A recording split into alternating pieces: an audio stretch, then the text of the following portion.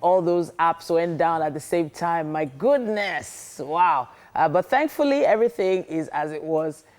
But we need to motivate people this morning as it's a Monday. And as the saying goes, when the going gets tough, only the tough get going.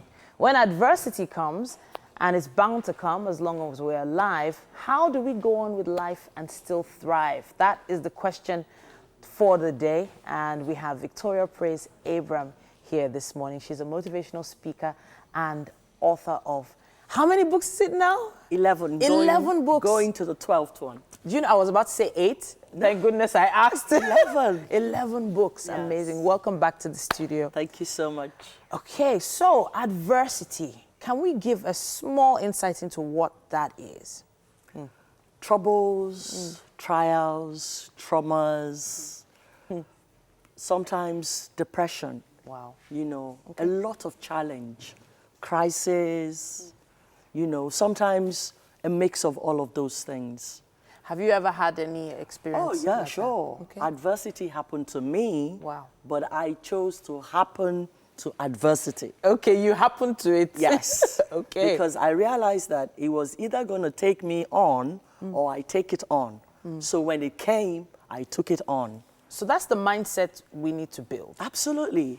But it's hard for people to... I know. I know. Especially when you're going through adversity, it seems like the whole world is caving in on you. It seems like the end has finally come. But the truth of the matter is, it's not meant to kill you. Okay. It's not meant to kill you. It's meant to make you stronger, better, greater, richer, you know? It's not meant to kill you. Okay, so I like the way we've started now. So that's the first thing to note, I guess, for most people. Yes. So what other, things should people note about this issue of adversity? When adversity comes, the first thing to know is that it's going to come at one point or the other in your life. Okay. Maybe when you're young, when you're in the middle of your years, or towards the end of the year, or towards the end of your life. But whatever happens, realize that your life is meant to get better. Okay. You know? And also note that you need an anchor. You know? You need God. Put it that way. So so we've started with at least understand that adversity will come. It'll come. Then it won't kill you. It won't kill you. It won't kill you. Have an anchor. Have an anchor. So why is the anchor so important? The anchor is important because when it comes, it has the power to sweep you away. Okay. But when your anchor is stronger than your adversity, then your anchor holds.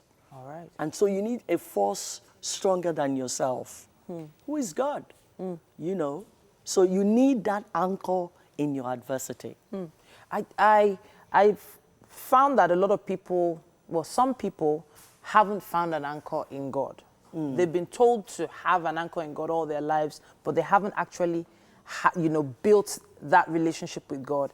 So I'm wondering if they don't have that kind of anchor, is it too late to find one? It's never late, even in the deepest deep, and in the most totally hopeless situation, you can cry out for help, okay, to the unseen God who sees all things.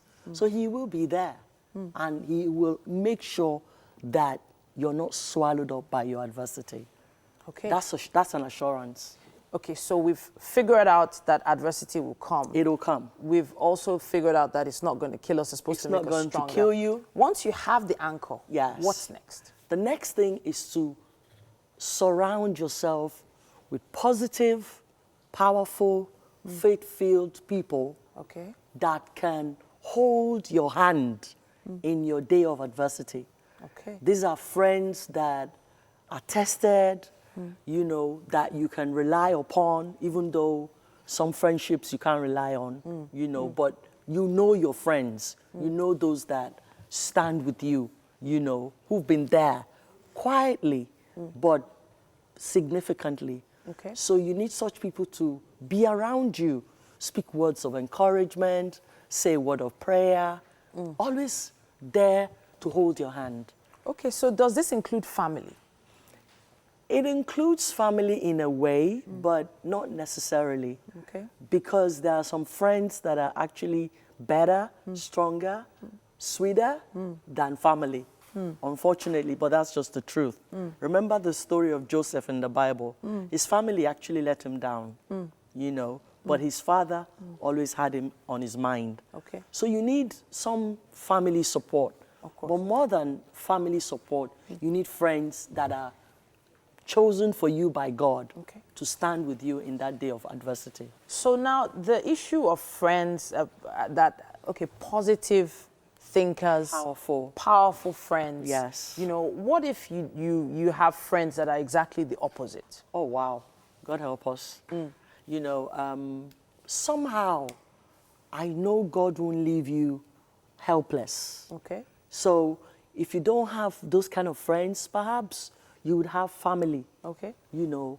But it's not too late to make those kinds of friends. It's not too late to make those kind of friends, but you would have somebody. Okay. You know, it can be a friend, it can be an associate, it can even be a business associate, you know, who has your good wishes at heart. Of course. You know, so it depends. Once you've surrounded yourself with positive people that can give you encouragement, I'm wondering what they're encouraging you to do next. Not to give up.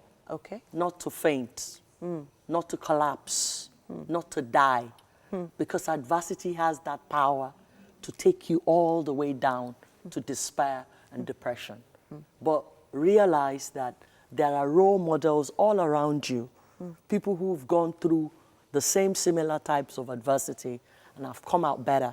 Okay. So you can actually look at their lives and take a cue that it's not over yet. Okay. You know, and that if they made it through their journey, you too can make it through.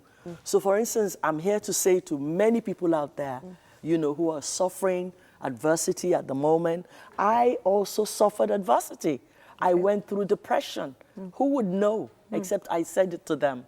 You know, but today I'm stronger, I'm better, I'm richer, I'm tougher as well, you know. Okay. So have role models, people that are outside of your immediate circle that you can also look up to, you know, and hear some of the things they say, you know. Okay, so we've changed our mindset. We've started climbing out of that hole. But then what is the next thing we need to do? You've got to set goals. Okay. Begin to dream again, you know. Begin to see a future that is brighter than where you are at the moment. Begin to see a tomorrow that can birth the kind of future that you dream about.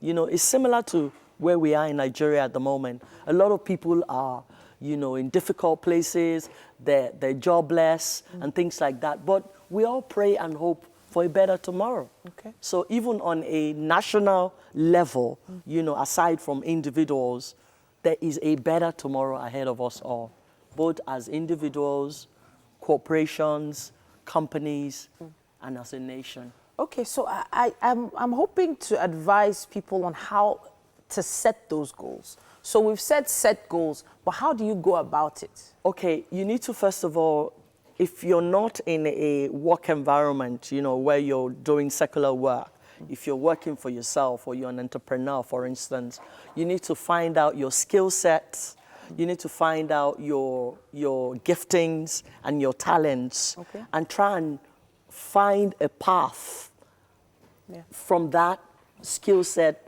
talents and giftings as to what can you do to better the lot of your life. Okay. You know, so you for instance, I'm a writer. It was actually in my days of depression that I started to write. Okay. So I started journaling, you know, that was a baby step, you know, and then from then I thought, okay, maybe I should write a book, you know. So I wrote a book, and then I thought, this is quite nice. Why don't I make it a profession? Okay. And today I've written 11 books. 11 books. 11 books. Amazing. So I have to say a big thank you to you for coming to the studio. Yes. And well, I can't wait to see book number 12. It's coming. It's coming. It's coming. All right then. It's coming. Victoria Praise Abraham in the studio once again. Thank you so much. Thank you very much. We have to take a short break now, but we will be back.